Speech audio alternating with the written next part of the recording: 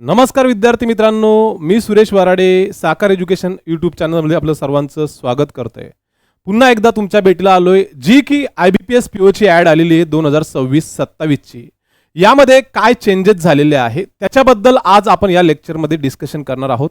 यामध्ये इंग्लिशचं वेटेज जे आहे ते कमी केलेलं आहे, जीएचं वेटेज वाढवलेलं आहे, नंतर नंबर ऑफ क्वेश्चन जे आहे ते या ठिकाणी यावर्षी 25 मेन्स मध्ये इन्क्रीज झालेले आहे। मग खूप सारे विद्यार्थी जे आहे 1 जुलैला नोटिफिकेशन आलेले आहे, 21 जुलैपर्यंत लास्ट डेट आहे फॉर्म भरण्याची। काही विद्यार्थ्यांनी फॉर्म भरलेले, काही विद्यार्थी फॉर्म भरण्याचे बाकी आहे। मग जे विद्यार्थी फॉर्म भरण्याचे बाकी आहे त्या विद्यार्थ्यांचं म्हणणं होतं की सर एक बँक प्रिफरन्स कसे द्यायचे याच्याबद्दल आम्हाला एक लेक्चर घ्या आणि यूट्यूबला अपलोड करा। त्याच्यासोबतच मागच्या 5 वर्षाचा जो काही कट ऑफ होता समजा प्रीचा आणि मेनचा, याचा ट्रेंड कसा आहे याच्याबद्दल सुद्धा आम्हाला माहिती द्या। नंतर पुन्हा त्यांनी सांगितलं की मला जे की समजा मागच्या 5 वर्षापर्यंत कोणत्या टॉपिकला कसं वेटेज आहे, प्रीला कसं आहे, मेन्सला कसं आहे याच्याबद्दल सुद्धा डिटेल इन्फॉर्मेशन आम्हाला पाहिजे। यासाठी आजचं लेक्चर जे आहे ते आपण या रेकॉर्डेड फॉर्मॅटमध्ये आपण यूट्यूबला बनवत आहोत। विद्यार्थी मित्रांनो, आजचं लेक्चर बघितल्यानंतर तुम्हाला बरेचसे डाऊट जे आहे ते यामध्ये क्लिअर होतील। आता लेक्चरची समरी सांगायचे झाल्यास तुम्हाला पहिले मी काय करणार आहे, जे की वॅकन्सीज आलेल्या आहेत त्या वॅकन्सीज मध्ये काय बदल झाला, नंतर यामध्ये तुम्हाला एलिजिबिलिटी क्रायटेरिया काय आहे, एज क्रायटेरिया काय आहे, नंतर एग्जामचा पॅटर्न कसा आहे, मेनचा पॅटर्न कसा आहे, नंतर मागच्या वर्षीचे प्रीचे कट ऑफ कसे होते, मेनचे कट ऑफ कसे होते, नंतर या ठिकाणी यावर्षी काय बदल झालेले आहे, नंतर बँकेचे प्रिफरन्स कसे द्यायचे आहे, नंतर बँक वाईज वॅकन्सी कशा आहे, या सगळ्या गोष्टी मी 1 बाय 1 या ठिकाणी क्लिअर करणार आहोत। त्याकरिता व्हिडिओ जो आहे तुम्हाला शेवटपर्यंत बघायचा आहे। बघितल्यानंतर तुम्हाला लाईक करायचं आहे आणि जे काही बँकिंगची तयारी करणारे विद्यार्थी आहेत त्यांच्यापर्यंत हा व्हिडिओ जो आहे तुम्हाला शेअर करायचा विद्यार्थी मित्रांनो। तर चला आजच्या लेक्चरला आपण सुरुवात करूया। आता या ठिकाणी जे काही पब्लिक सेक्टर बँक आहे 11 पब्लिक सेक्टर बँक आहे। यामध्ये बँक ऑफ बडोदा असेल, पंजाब नॅशनल बँक असेल, युनियन बँक ऑफ इंडिया असेल, सेंट्रल बँक ऑफ इंडिया असेल, नंतर युनियन बँक असेल, या सगळ्या बँकांनी यावर्षी रिक्रुटमेंट काढलेली आहे। परंतु 3 बँकांनी नॉन रिपोर्ट दिलेला आहे, म्हणजे 3 बँकांच्या वॅकन्सी अजून जे आहे ते इन्क्रीज होऊ शकतात। म्हणजे 6715 चा जो आकडा आहे जवळपास 8000 पर्यंत हा जाऊ शकतो, हे लक्षात घ्या विद्यार्थी मित्रांनो। मग या ठिकाणी मेन चेंजेस इंग्लिश जे आहे इंग्लिश मध्ये झालेले, नंतर जीए जे आहे 60 नंबरचे आणि वॅकन्सी जे आहे ते या ठिकाणी तुमच्या समोर आहे। मग या ठिकाणी मी बँक प्रिफरन्सेस आणि टॉपिक वाईज वेटेज कसं होतं मागच्या वर्षी किंवा मागच्या 4-5 वर्षाचं कसं होतं, आपल्याला फक्त 2025 चं कसं होतं आणि 26 ला कसं असू शकतं याच्याबद्दल आपल्याला चर्चा करायची आहे, टॉपिक वाईज वेटेजचं। ओके, आता हे नोटिफिकेशनचं डिटेल्स आहे IBPS PO चं 2026 चं।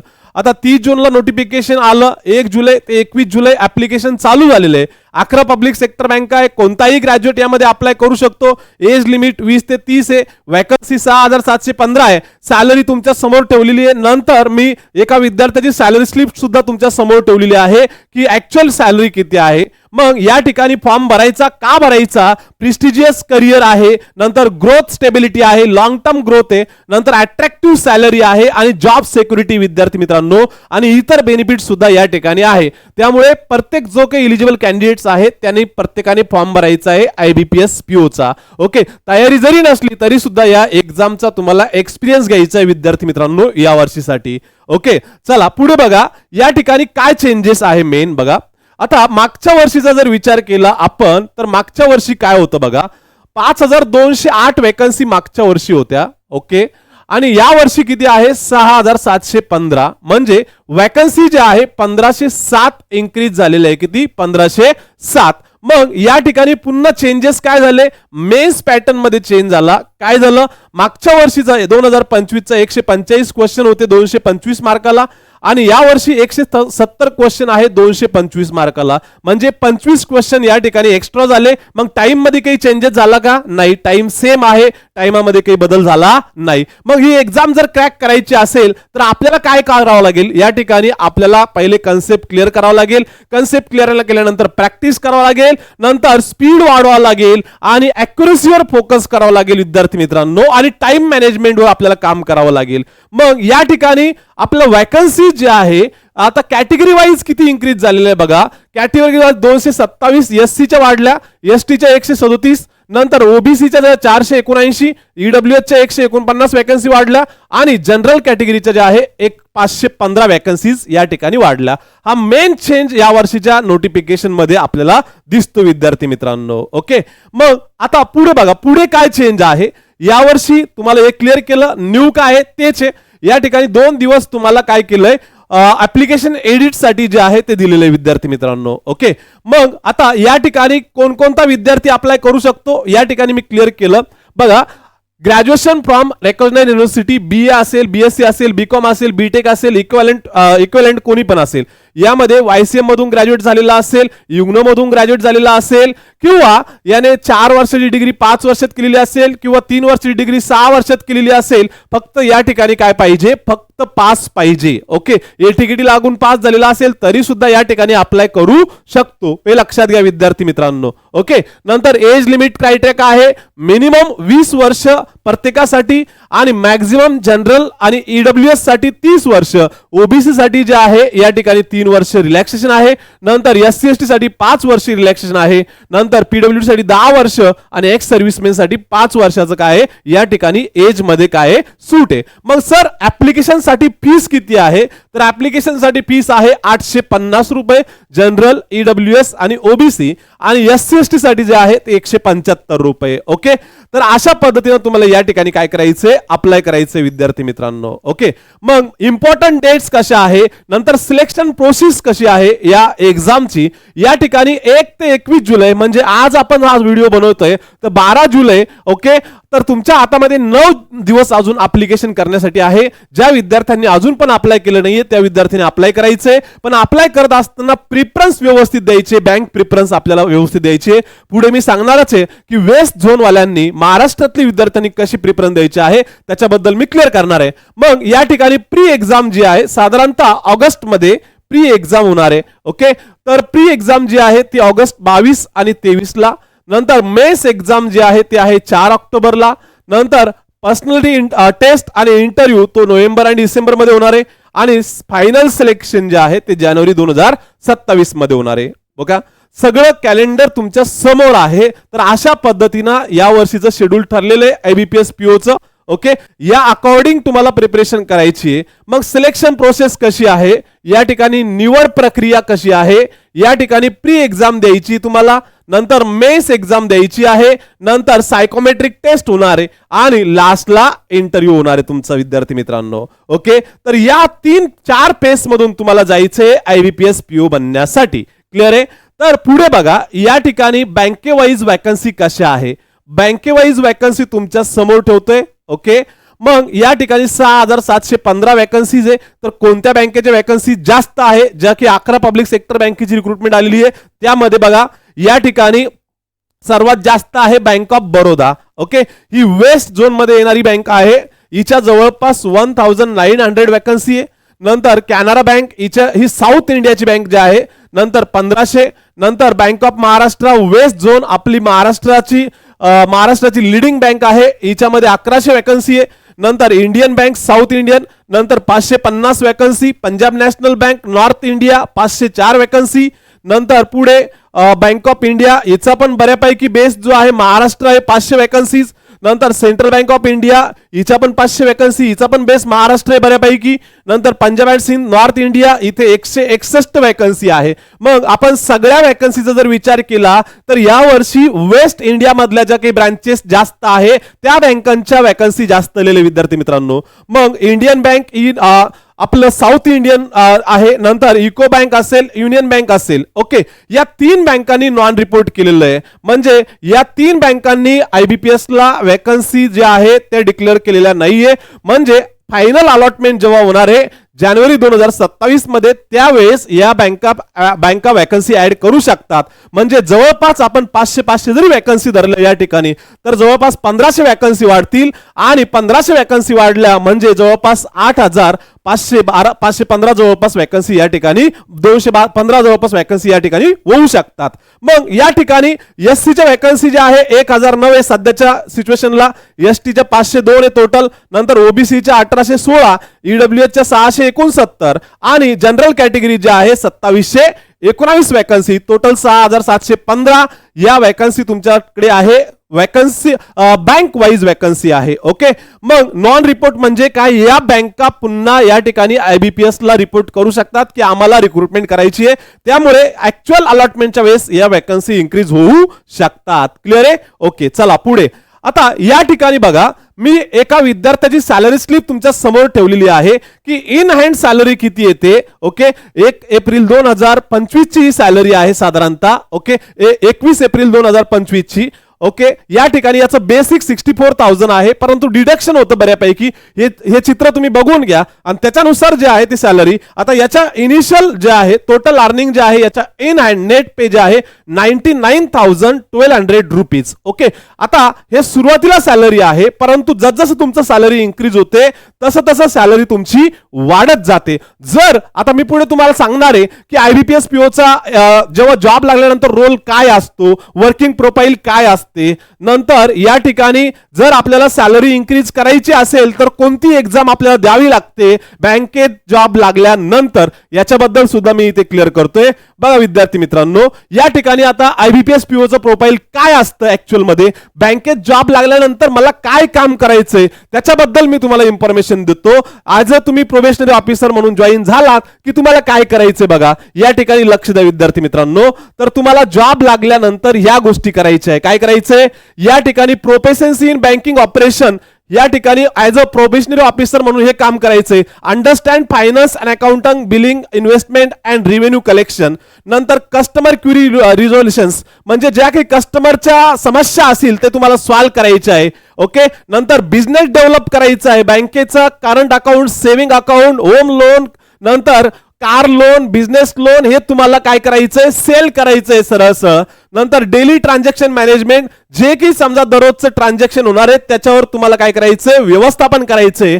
नंतर कस्टमर रिलेशनशिप मॅनेजमेंट, जे की कस्टमर तुमच्या बँकेमध्ये आहे त्यांच्यासोबत व्यवस्थित रिलेशन तुम्हाला मेंटेन करायचं आहे, लीड त्यांच्या मार्फत तुम्हाला डेव्हलप करायचे आहे. नंतर ग्रेव्हन्स हँडलिंग, जे काही समजा कंप्लेंट तुमच्या बँकेमध्ये येतील त्या कंप्लेंट सुद्धा तुम्हाला काय करायचंय ऍज अ PO म्हणून सॉल्व्ह करायचं आहे. नंतर ब्रांच सुपरविजन, म्हणजे बँकेमध्ये जे काही काम चालतं त्याचं सुद्धा सुपरविजन तुम्हाला करायचंय. नंतर रेग्युलेटरी कंप्लायन्स करायचंय, ensure all operation adhere to banking regulation and policies, जेवढे काही ऑपरेशन चालतं ते सगळं रेग्युलेशन नुसार चालू आहे का ते चेक करायचंय. नंतर जी काही टीम आहे तुमच्या बँकेची त्याच्यामध्ये कोऑर्डिनेशन ठेवायचंय तुम्हाला, आणि performance monitoring, track and report on branch performance metric and goals. Okay, तुम्हाला परफॉर्मन्स जो आहे त्या मॉनिटरिंग करायचा आहे सर्वांचा. अशा पद्धतीनं तुमचं प्रोबेशनरी ऑफिसरचं काम असणार आहे जॉबला लागल्यानंतर. ओके, याच्यात तुम्हाला सॅलरी भेटणार आहे 99,000 हे सगळं करण्याची. ओके, जॉबला लागल्यानंतर तुम्हाला असं कन्सिडर करू नका की आम्हाला 99,000 बँकेमध्ये क्रेडिट झाले पाहिजे ना आम्हाला काम सांगितलं नाही पाहिजे. काम करावंच लागेल. कुठेही तुम्हाला पैसा कमवायचा असेल तर वर्क करावंच लागेल, तरच तुम्हाला पैसा भेटेल. हे लक्षात घ्या विद्यार्थी मित्रांनो. ओके, परंतु खूप साऱ्या विद्यार्थ्यांची टेंडन्सी असते की एकदा गव्हर्नमेंट जॉबला लागलो की आपल्याला काही काम सांगितलं नाही पाहिजे, पण काम केल्याशिवाय पैसा कोणी देत नाही. हे लक्षात घ्या. चला पुढे चला. आता या ठिकाणी बघा, आता करिअर ग्रोथ कशी असणार आहे, IBPS PO ची करिअर ग्रोथ कशी असणार आहे बघा. या ठिकाणी तुम्ही ऍज अ प्रोबेशनरी ऑफिसर म्हणून जॉईन झाला तर एक मॅनेजमेंट लेवलला तुम्ही एंट्री केली, हे लक्षात ठेवा. ओके, मग सुरुवातीला तुम्ही मिडल मॅनेजर म्हणून या ठिकाणी असिस्टंट मॅनेजर म्हणून जॉईन होता. तर जॉईन झाल्यानंतर तुम्हाला 2 ते 3 वर्षानंतर तुम्ही काय होता, सिनियर मॅनेजर. नंतर मॅनेजर झाल्यानंतर सिनियर मॅनेजर होणार तुम्ही, नंतर चीफ मॅनेजर होणार, नंतर असिस्टंट जनरल मॅनेजर होणार, नंतर या ठिकाणी डेप्युटी जनरल मॅनेजर पर्यंत जाणार, नंतर जनरल मॅनेजर, नंतर एक्झिक्युटिव्ह डायरेक्टर आणि बँकेच्या CMD पर्यंत जाण्याची संधी तुम्हाला बँक देणार. ऍज अ प्रोबेशनरी ऑफिसर म्हणून तुम्ही जॉईन झालात, तुमचा परफॉर्मन्स चांगला आहे, तुम्ही सतत अपडेट राहिलात, तुमच्या नॉलेजमध्ये तुम्ही भर घातली आणि सतत डिपार्टमेंटल एक्झाम देत गेला तर तुम्ही बँकेच्या CMD पर्यंत सुद्धा जाऊ शकता. एवढी करिअर ग्रोथ जी आहे ती IBPS PO ची आहे, बँकिंग सेक्टर मध्ये आहे. एकदम ट्रान्सपरंट प्रमोशन पॉलिसी आहे, त्यामुळे या ठिकाणी तुम्हाला बँकेच्या CMD पर्यंत जाण्याची ऑपॉर्च्युनिटी भेटते. हे लक्षात घ्या विद्यार्थी मित्रांनो. ओके, तर अशा पद्धतीने प्रमोशन पॉलिसी आहे बँकिंग सेक्टर मध्ये एंट्री केल्यानंतर. ओके, चला मग सर बँकेत एंट्री केली आम्ही, पण आम्हाला जो काही पगार आहे तो पगार इन्क्रीज करायचा आहे. पगार इन्क्रीज करायचा असेल तर कसा करायचा समजा. ओके, बँक काय करते, 6 महिन्यानंतर एक तुम्ही प्रोबेशनरी ऑफिसर म्हणून जॉईन झालात किंवा क्लर्क म्हणून जॉईन झाला तर 6 महिन्यानंतर तुम्हाला एक संधी देते. JAIB आणि CAIIB या 2 एक्झाम काय करते, बँक कंडक्ट करते. मग या एक्झाम जर तुम्ही क्रॅक केला तर तुमची सॅलरी किती इन्क्रीज होते ते बघा. या ठिकाणी बघा, JIB जे आहे ही एक्झाम जर क्रॅक केली समजा तुम्ही तर साधारणतः सॅलरी किती इन्क्रीज होते बघा. यामध्ये 4 पेपर तुम्हाला द्यावा लागते. Indian economy and Indian financial systems, principle and practice of banking, नंतर accounting and financial management for bankers आणि retail banking and wealth management. हे JIB मध्ये 4 पेपर तुम्हाला पास करायचे. जर क्लर्क म्हणून तुम्ही पास केले तर तुम्हाला या ठिकाणी 1340 वेकन्सी पर मंथ इन्क्रीज होईल आणि पीओ म्हणून जवळपास 2000 सॅलरी इन्क्रीज होईल पर मंथ. ओके, नंतर या ठिकाणी इन्क्रीमेंट आफ्टर क्लिअरिंग CIB, पण फक्त CIB तुम्ही पास केली, 5 पेपर CIB मध्ये असेल. ऍडव्हान्स बँक मॅनेजमेंट, नंतर bank financial management, advance business financial management, banking regulation and business laws, आणि यापैकी तुम्हाला एक चूज करायचं आहे. रुरल बँकिंग, HRM, नंतर risk management, IT, central banking, treasury, नंतर इंटरनॅशनल बँकिंग, रिटेल बँकिंग आणि कोऑपरेटिव्ह बँकिंग आणि फायनान्शियल ऍडवायझिंग. याच्यापैकी तुम्हाला एक सब्जेक्ट चूज करायचा आहे आणि हे 5 पेपर तुम्हाला पास करायचे. हे 4 आणि याच्यापैकी एक. तर ती एक्झाम जर पास केली समजा तुम्ही CIB तर 2680 जे आहे ते क्लर्कला इन्क्रीज होतील आणि इकडे पीओला 4000. ओके, पर मंथ सॅलरी एवढी इन्क्रीज होईल. जर दोन्ही एक्झाम क्रॅक केल्या समजा JIB आणि CIB तर क्लरिकलची सॅलरी पर मंथ 4020 रुपये वाढेल आणि आपला पीओची सॅलरी जी आहे जवळपास 6000 वाढेल. मग आपण इयरली जर विचार केला तर क्लर्कचा 48240 होईल आणि पीओची जवळपास 72000 सॅलरी इन्क्रीज होईल. या 2 एक्झाम तुम्ही पास केल्यानंतर जॉबला लागल्यानंतर 6 महिन्यानंतर तुम्ही या एक्झाम देण्यासाठी इलिजिबल होता, हे लक्षात घ्या विद्यार्थी मित्रांनो. ओके, तर अशा पद्धतीने तुम्ही काय करू शकता, तुमच्या सॅलरीमध्ये इन्क्रीमेंट करू शकता. ओके, मग sir IBPS PO, SBI PO आणि RRB PO याच्यामध्ये काय डिफरंट आहे, नेमका सॅलरी मध्ये असेल किंवा काय सुविधामध्ये डिफरंट आहे त्याच्याबद्दल मी या ठिकाणी क्लिअर करतोय. आता IBPS PO असेल, SBI PO असेल आणि RRB PO असेल, या सगळ्या मॅनेजमेंट लेवलचे जॉब्स आहे, हे लक्षात ठेवा. ओके, मग सगळ्यांची सॅलरी जी आहे, इनिशियल बेसिक पे जो आहे सगळ्यांसाठी सेम आहे, 48,480 रुपीज. SBI PO असो, IBPS PO असो, RRB PO असो. ओके, मग आता इन अँड सॅलरी जी आहे सुरुवातीला आता हे सिटी वाईज जे आहे ते चेंज होतं, हे लक्षात ठेवा विद्यार्थी मित्रांनो. ओके, आता SBI PO ची 80,000, नंतर IBPS PO ची 70 ते 76,000 इन अँड आणि RRB PO ची 74 ते 75,000. पण यामध्ये वेगवेगळ्या गोष्टी तुम्हाला भेटतात.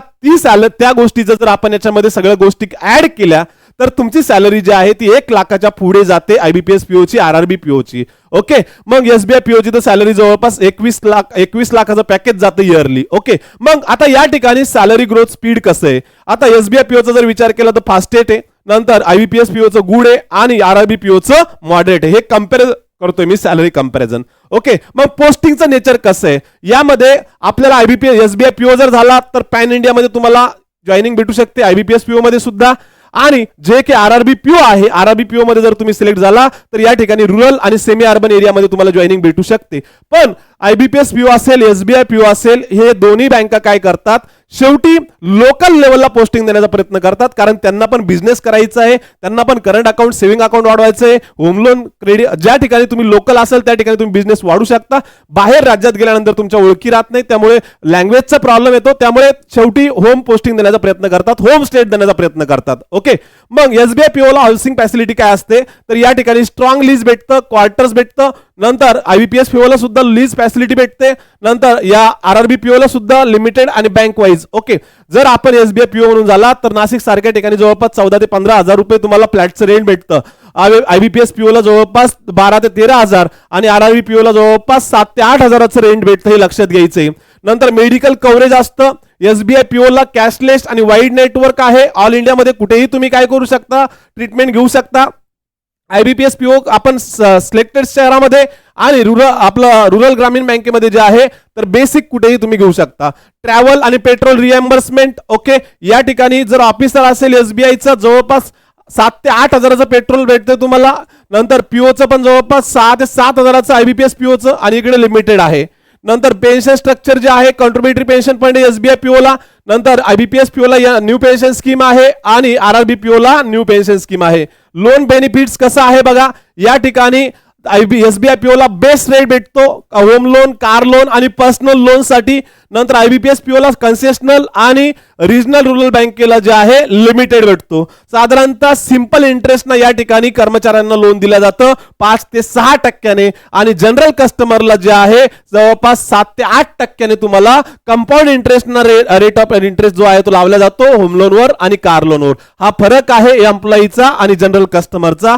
एवढ्या फॅसिलिटी जे आहे ते बँक एम्प्लॉईला ॲज अ ऑफिसर म्हणून भेटतात. मग त्यामुळे सॅलरी जरी 99,000 असेल पण या सगळ्या गोष्टीचा जर आपण एकंदरीत हिशोब केला तर सॅलरी जी आहे ती आपली इन्क्रीज होते, हे लक्षात ठेवा. क्लिअर आहे? ओके, चला, खूप चांगल्या पद्धतीची सॅलरी आहे, खूप चांगल्या फॅसिलिटी या ठिकाणी तुम्हाला दिलेल्या आहे बँकेने.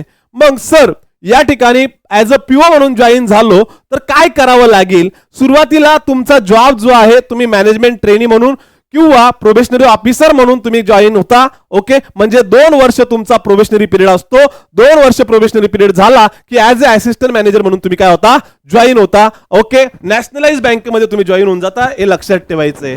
नंतर तुम्ही काय करता त्या ठिकाणी customer service, loan account handling आणि ब्रांच ऑपरेशन तुम्हाला करावं लागतं. नंतर इनिशियल पोस्टिंग जे आहे ते कुठं असते? शक्यतो रुरल किंवा सेमी अर्बन एरियामध्ये किंवा मुंबई सारख्या ठिकाणी पण भेटू शकते. नंतर you will work under manager, म्हणजे तुम्ही मॅनेजरच्या अंतर्गत काम करता बँकिंग फंक्शनचं. ओके, नंतर प्रमोशन जे आहे मेरिट बेस होतं, leading to position like branch manager. As a assistant manager म्हणून जॉईन झाला तर पुढे तुम्ही ब्रांच मॅनेजर होता, हे लक्षात घ्यायचे. अशा पद्धतीनं जे आहे आयबीपीएस पीओ एक्झाम क्रॅक केल्यानंतर तुमची ग्रोथ होणार आहे, लक्षात घ्या. काय करावं लागणार आहे ते सुद्धा मी या ठिकाणी क्लिअर केलेलं आहे. मग एसबीआय पीओ आणि आयबीपीएस पीओ यांच्यामध्ये काय फरक आहे हे लक्षात घ्या. आता एसबीआय पीओ जे आहे हायर सॅलरी जे आहे ऑफर करते, नंतर फास्टर ग्रोथ आहे, नंतर प्रिस्टिजाइज ब्रँड व्हॅल्यू चांगली एसबीआयची इतर नॅशनलाइज बँकापेक्षा. नंतर कॉम्पिटिशन टफ आहे, 1500 वॅकन्सी, तिकडे 7000 वॅकन्सी आहे. इकडे पोस्टिंग तुम्हाला कुठेही भेटू शकते एसबीआय मध्ये. ओके, मग आयबीपीएस पीओ काय आहे? मल्टिपल बँक ऑप्शन असणार आहे तुम्हाला या ठिकाणी, कोणत्याही बँकेमध्ये तुम्हाला जॉईन होता येणार आहे. ओके, 11 ज्या पब्लिक सेक्टर बँका आहेत त्या. नंतर एक्झामची डिफिकल्टी लेवल जे आहे मॉडरेट असणार आहे. नंतर मोर वॅकन्सी, एसबीआय पीओ पेक्षा वॅकन्सी जास्त असणार आहे. नंतर गुड ऑपॉर्च्युनिटी असणार आहे, ग्रेट करिअर स्टेबिलिटी असणार आहे आणि पोस्टिंग जे आहे तुम्ही जे काही प्रिफरन्स दिले त्यानुसार तुम्हाला बँक अलॉट होणार आहे, हे लक्षात घ्या. हा जो फरक आहे एसबीआय पीओ आणि आयबीपीएस पीओ आहे. ओके, चला पुढे चेंजेस काय झाले ते सांगतोय. या ठिकाणी प्रीचा जो पॅटर्न आहे तो काही चेंज झालेला नाहीये. प्रीचा पॅटर्न जो आहे तो सेम आहे. यामध्ये इंग्लिश लँग्वेज जो आहे 30 क्वेश्चन 30 मार्काला आणि टाइम 20 मिनिट दिलेला आहे. नंतर क्वांट जे आहे 35 क्वेश्चन 30 मार्काला, टाइम 20 आहे. आणि रिझनिंग जे आहे टोटल 35 क्वेश्चन आहे 40 मार्काला आणि टाइम 20. टोटल 100 मार्क्स आहे, 100 क्वेश्चन आहे, 60 मिनिट्स आहे. मग या ठिकाणी 1/4 निगेटिव्ह मार्किंग असणार आहे. नंतर इंटरव्ह्यू जो आहे 100 मार्काचा असणार आहे. फायनल मेरिट जे आहे तुमचं 80 आणि 20 म्हणजे ऑब्जेक्टिव्हला 80% वेटेज असणार आहे आणि इंटरव्ह्यूला 20% वेटेज असणार आहे. त्याच्याबद्दल पुढचा मेनचा पॅटर्न जो आहे तुमच्या समोर इथे ठेवतोय. हे बघा कशा पद्धतीने मेनचा पॅटर्न असणार आहे. या ठिकाणी बघा आता आयबीपीएस पीओचा मेनचा पॅटर्न जो आहे तो कसा आहे. यावर्षी मेनच्या पॅटर्न मध्ये चेंज झालेले, प्रीच्या पॅटर्न मध्ये काही चेंजेस झालेले नाहीये. मग काय चेंजेस झालेले बघा या ठिकाणी. तर या ठिकाणी चेंजेस असे आहे, या रिझनिंग मध्ये 40 क्वेश्चन 60 मार्कासाठी आहे. ओके, टाइम 45 मिनिट, इथे काही चेंजेस नाहीये. जनरल अवेअरनेस मध्ये 50 क्वेश्चन जे आहे 60 मार्कासाठी, टाइम 35 मिनिट.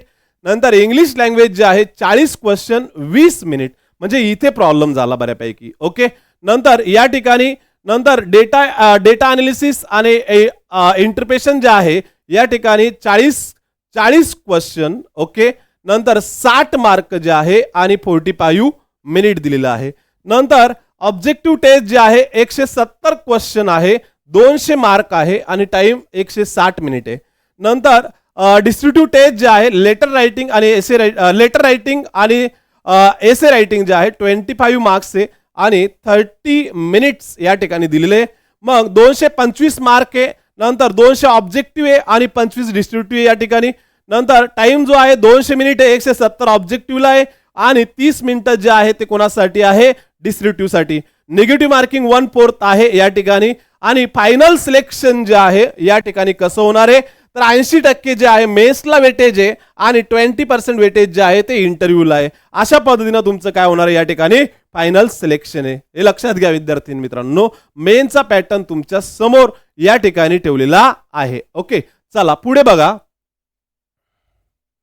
आता या ठिकाणी प्रिलिमचा कट ऑफचा ट्रेंड कसा आहे, मागच्या 5 वर्षाचा ट्रेंड जो आहे तुमच्या समोर ठेवलेला आहे.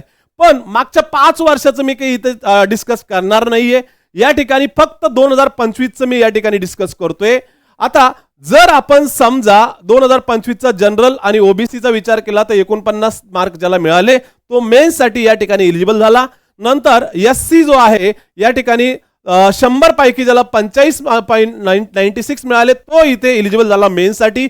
एसटी वाला 40.96, नंतर याच्या 20.61, नंतर ओसी 33.57, व्हीआय 21.65 आणि आयडी 21.83. कट ऑफ जो आहे तो नेहमी फ्लक्च्युएट राहिलेला आहे. कधी जास्त झाला कधी कमी झाला अशा पद्धतीने जो आहे या कट ऑफचा ट्रेंड जो आहे तो वाढला कमी झाला वाढला कमी झाला. ओके, वॅकन्सी वाढल्या तर कट ऑफ कमी होतो, वॅकन्सी कमी झाल्या तर कट ऑफ वाढतो. आता 24, 23, 22 आणि 21 ही इमेज तुम्ही बघून घ्या, त्याचं कंपॅरिझन मी काही करत नाही. ओके, चला पुढे. या ठिकाणी कट ऑफ जो आहे तो या ठिकाणी क्लिअर केला. मग मेनचा कट ऑफ कसा, सब्जेक्ट वाईज कट ऑफ कसा होता ते पण या ठिकाणी क्लिअर करतोय. आता आयबीपीएस पीओचा सब्जेक्ट वाईज कट ऑफ कसा होता, ओव्हरऑल कट ऑफ तर तुम्हाला मी इथे क्लिअर केला, पण सब्जेक्ट वाईज 2025चं मी या ठिकाणी क्लिअर करतो. 24चं 23चं आणि 22चं तुम्ही इमेज मध्ये बघून घ्या. आता रिजनिंग ॲबिलिटी मध्ये 5.50 एससी एसटी आणि ओबीसी साठी मार्क लागत होते पास होण्यासाठी आणि जनरलला 9.75. नंतर क्वांटिटी ऑप्टिट्यूड जो आहे यामध्ये या ओबीसी एससी एसटीचा 4.25 आणि इकडे जनरल आणि ईडब्ल्यूएस 6.25. नंतर इंग्लिश लँग्वेज जे आहे 9.75 आणि इकडे 13.25. ओके, आता हे सब्जेक्ट वाईज जे आहे मार्क लागत होते पास होण्यासाठी 2025ला, परंतु ओव्हरऑल 49 होता जनरल कॅटेगरीचा, ओबीसीचा जवळपास 45 समथिंग होता. ओके, 49 होता ओबीसीचा पण आणि ईडब्ल्यूएसचा पण 49 होता. बाकी कॅटेगरीचा कट ऑफ जो आहे थोडा कमी होता. पण सब्जेक्ट वाईज जरी तुम्ही पास झाला तरी ओव्हरऑल कट ऑफ तुम्हाला क्लिअर करावा लागतो, हे लक्षात घ्या, तरच तुम्ही मेन्ससाठी एलिजिबल होता. तसं होणार नाहीये. ओके, तर हा झाला सब्जेक्ट वाईज कट ऑफ जो आहे तो.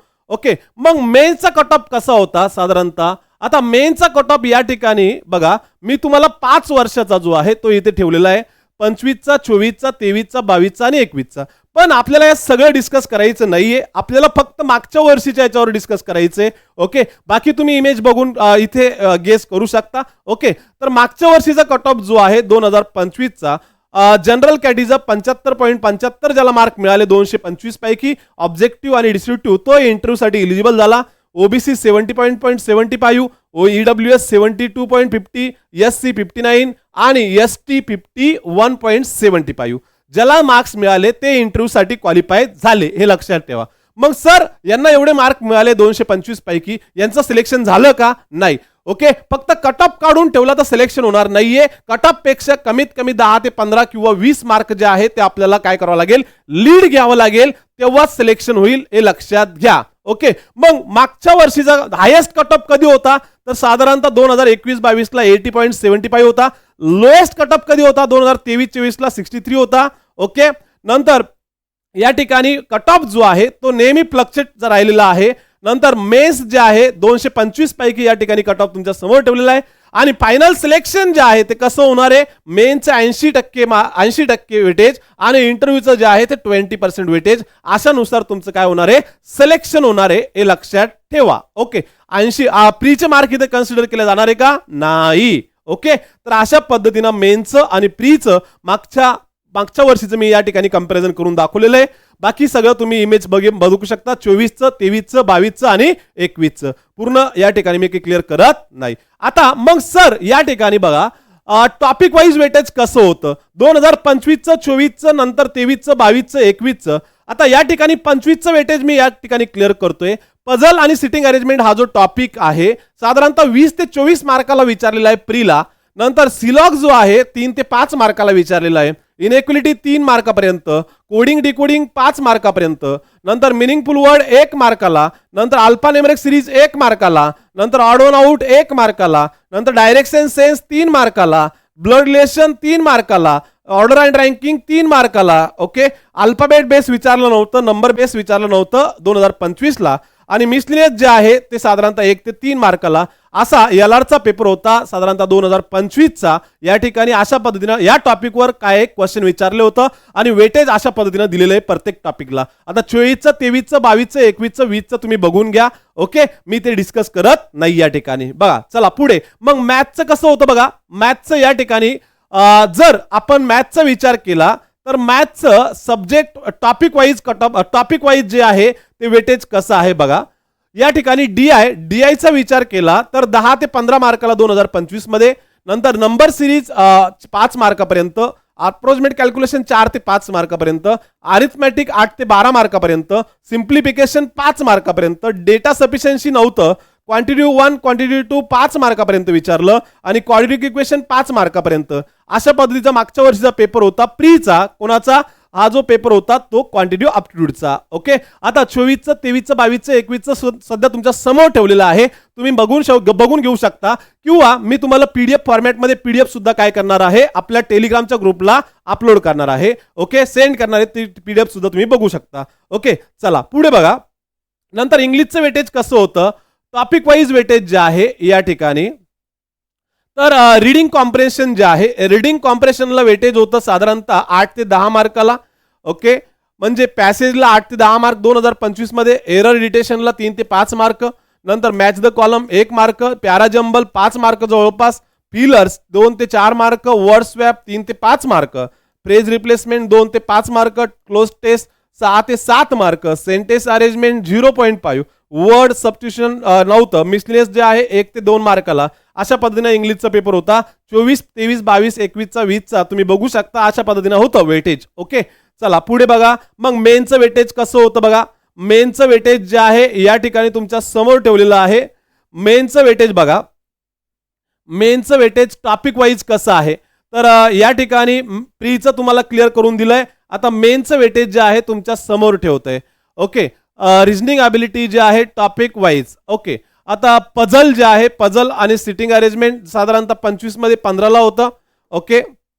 नंतर या ठिकाणी क्रिटिकल रिजनिंग जे आहे 5 मार्काला, नंतर डेटा सफिशियन्सी 2 मार्काला, कोडेड डायरेक्शन 2 मार्काला, नंतर डायरेक्शन विथ चायनीज 4 मार्काला, नंतर कोडेड सिलॉग नव्हतं, ब्लड रिलेशन नव्हतं, कोडेड इक्विलिटी नव्हतं, न्यू पॅटर्न कोडिंग डिकोडिंग 3 मार्काला होतं, मॅच इनपुट आउटपुट 5 मार्काला आणि मिसलिनियस 4 मार्काला. अशा पद्धतीनं जे आहे ते मेन्स मध्ये रिजनिंगचा जो काही पॅटर्न होता टॉपिक वाईज तो या ठिकाणी क्लिअर केलेला आहे, ओके. मग मॅथ्स मध्ये काय विचारलं होतं बघा. मॅथ्स मध्ये बघा या ठिकाणी मॅथ्स मध्ये टॉपिक वाईज वेटेज जे आहे साधारणतः डीआय किती मार्काला विचारला तर डीआय आणि केसलेट जे आहे 18 मार्काला, नंतर क्वांटिटेटिव्ह कंपॅरिझन 3 मार्काला, नंबर सिरीज 4 मार्काला, डेटा सफिशियन्सी 0, क्वाड्रेटिक इक्वेशन 4 आणि मिसलिनियस 6 मार्काला. अशा पद्धतीनं जे आहे ते या ठिकाणी क्वांटिटेटिव्ह अप्टिट्यूडचं जे आहे ते वेटेज होतं. 24 23 22 21चं तुम्ही बघू शकता, ओके. नंतर इंग्लिशचं वेटेज कसं होतं मेन्सला तर इंग्लिश जे आहे या ठिकाणी बघा इंग्लिशचं वेटेज साधारणतः पॅसेज किती मार्काला होता तर 11 मार्काला 25 मध्ये. नंतर एरर डिटेक्शन नव्हतं विचारलं, आयडेंटिटी द इनकरेक्ट सेंटेन्स 2 मार्काला, इन्फरन्सेस बेस 4 मार्काला, नंतर वर्ड रिप्लेसमेंट नव्हतं, नंतर match the column 5 mark, fillers and word rearrangement 4 ते 2 mark, word swap and sentence arrangement नव्हतं 25 ला, नंतर फ्रेज रिप्लेसमेंट पण नव्हतं, क्लोज टेस्ट 6 मार्काला आणि मिसलिनियस 1 मार्काला. अशा पद्धतीनं 25चा मेनचा जे आहे टॉपिक वाईज वेटेज जे आहे ते या ठिकाणी क्लिअर केलेलं आहे चारही सब्जेक्टचं. 24 23 22 आणि 21चं तुम्ही बघू शकता, ओके. बाकी त्याच्याबद्दल मी जास्त काही बोलणार नाहीये, ओके. तर अशा पद्धतीनं मेन्सचा जो पॅटर्न होता तो या ठिकाणी क्लिअर केला प्री आणि मेन्स, ओके. मग सर बँक प्रिफरन्स द्यायचे आहे कशा पद्धतीने द्यायचे आहे, okay. For better posting opportunity आहे, ओके. Important notes. आता जर बँक प्रिफरन्स तुम्हाला द्यायचे तर कशा पद्धतीने द्यायचे, ब्रँच नेटवर्क नुसार द्यायचे आहे का नंतर वॅकन्सी नुसार द्यायचे आहे, अशा पद्धतीनं तुम्हाला कोणत्या रिजनल प्रिफरन्स द्यायचे आहे अशा पद्धतीनं, ओके. आता या ठिकाणी बघा तुम्हाला होम स्टेटला जर जॉईनिंग पाहिजे असेल किंवा तुम्हाला फॉर्म भरताना जे की तुम्ही ब्रँच प्रिफरन्स देणार आहे त्या ठिकाणी तुम्हाला 11च्या 11 प्रिफरन्स तुम्हाला द्यायचे हे लक्षात ठेवा. आता महाराष्ट्र जे आहे ते वेस्ट झोन मध्ये येतं.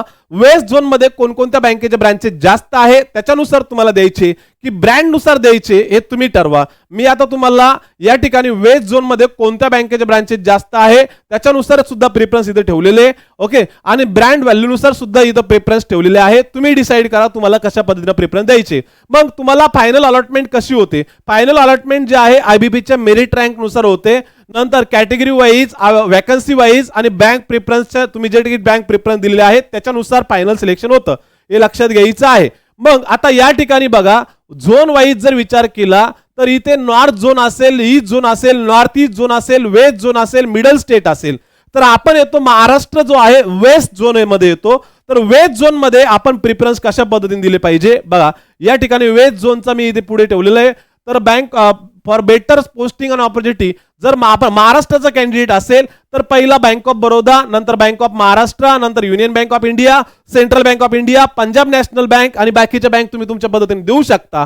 ओके, आता हे ब्रँच नुसार आणि बँकेच्या नेटवर्क नुसार जे आहे मी हे प्रेफरन्स तुमच्या समोर सांगितलेले, हे लक्षात ठेवा. ओके, पण आता ब्रँड व्हॅल्यू नुसार जर तुम्हाला प्रेफरन्स द्यायचा असेल, ओके, ब्रँड व्हॅल्यू नुसार जर प्रेफरन्स द्यायचा असेल तर आता इथे वेस्ट झोनचं क्लिअर केलं. आता हे साऊथ झोनचं आहे पण आपल्याकडे साऊथ झोन वाले कोणी नाहीये त्याच्याबद्दल मी क्लिअर इथे चर्चा करणार नाहीये. आता ब्रँड व्हॅल्यू नुसार जर तुम्हाला प्रेफरन्स द्यायचे आहे तर ब्रँड व्हॅल्यू नुसार अशा पद्धतीने प्रेफरन्स द्यायचे. पहिलं पंजाब नॅशनल बँक, दुसरं Bank of Baroda, Canara Bank, Union Bank of India, Bank of India, Central Bank of India, Bank of Maharashtra, नंतर Indian Bank, Indian Overseas Bank, Punjab National Bank, Sind Bank आणि युको बँक. अशा पद्धतीने तुम्हाला प्रेफरन्स द्यायचे ब्रँड व्हॅल्यू नुसार बँकेच्या. Okay, merging होणार नाही या हेतून तुम्हाला प्रेफरन्स अशा द्यायचे. जर तुम्हाला महाराष्ट्रामध्ये पोस्टिंग पाहिजे असेल वेस्ट झोन नुसार जर विचार केला तर वेस्ट झोनानुसार Bank of Baroda, Bank of Maharashtra, Union Bank of India, Central Bank of India आणि पंजाब नॅशनल बँक हे 5 लेवल पर्यंत तुम्हाला ठेवायचे. बाकी बँका जशा ठेवायच्या तशा तुम्हाला ठेवू शकता. ओके, तर अशा पद्धतीने तुम्हाला बँक प्रेफरन्स द्यायचे आहे. मग फॉर्म भरताना तुम्हाला कोणकोणत्या गोष्टी ठेवायच्या आहे समोर, तर तुम्हाला अशा पद्धतीने जो आहे पासपोर्ट फोटो 20 KB ते 50 KB, सिग्नेचर अशा पद्धतीने तुम्हाला करायची आहे. ब्लॅक पेनना 10 KB ते 20 KB, थंब जो आहे तुम्हाला 20 KB ते 50 KB आणि तुमचं हँड रिटन डिक्लेरेशन स्वतःच्या हँड रायटिंग मध्ये तुम्हाला ब्लॅक पेनने व्हाईट पेपरवर लिहायचंय आणि तुमचं 10वीचं जे काही सर्टिफिकेट आहे ते तुमचं इथे अपलोड करायचं आहे PDF फॉर्मॅट मध्ये. अशा पद्धतीने तुम्हाला काय करायचंय, फॉर्म भरताना या गोष्टी तुम्हाला गरजेच्या आहे. ओके, चला पुढे. तुम्हाला अपलोड करायचं आहे फोटोग्राफ जो आहे 20 KB ते 50 KB जेपीजी फॉर्मॅट मध्ये, सिग्नेचर 10 ते 20 KB जेपीजी, नंतर 50 KB लेफ्ट थंब इम्प्रेशन आणि 50 ते 100 KB JPG format, handwritten declaration. Okay, हे तुमच्या समोर ठेवलेलं आहे. हँड रिटन डिक्लेरेशन कसं आहे स्क्रीनशॉट तुम्ही काढू शकता विद्यार्थी मित्रांनो. अशा पद्धतीने जे आहे हँड रिटन डिक्लेरेशन असणार आहे. ओके, तर तुम्हाला आजचं लेक्चर कसं वाटलं तुम्ही कमेंट मध्ये या ठिकाणी कमेंट करा आणि या ठिकाणी जे काही समजा इन्फॉर्मेशन सांगितलेली आहे त्या इन्फॉर्मेशन नुसार तुम्हाला व्यवस्थित या ठिकाणी IBPS POC स्ट्रॅटेजी प्रिपरेशन करायचं आहे. फॉर्म भरताना व्यवस्थित काळजी घ्यायची विद्यार्थी मित्रांनो. पुन्हा भेटूया पुढच्या व्हिडिओमध्ये. तोपर्यंत थँक्यू, धन्यवाद.